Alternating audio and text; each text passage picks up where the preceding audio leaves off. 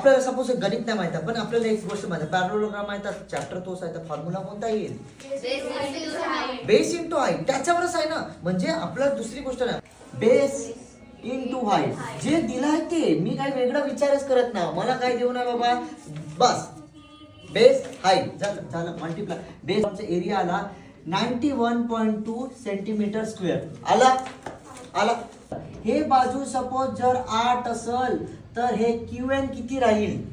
म्हणजे तेच माहिती आहे का, एक इकडचं देऊन राहिलं का, इकडचं गायब. मग परत पी असेल, परत एकदा हाईट कोणती आहे?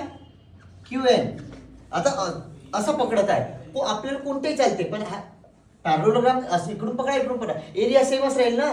तर मग झालं किंवा इकडं काय डिफाईन होतं याला, हा 91.2 या साईडला ठेवायचं. आता आपण काय करणार?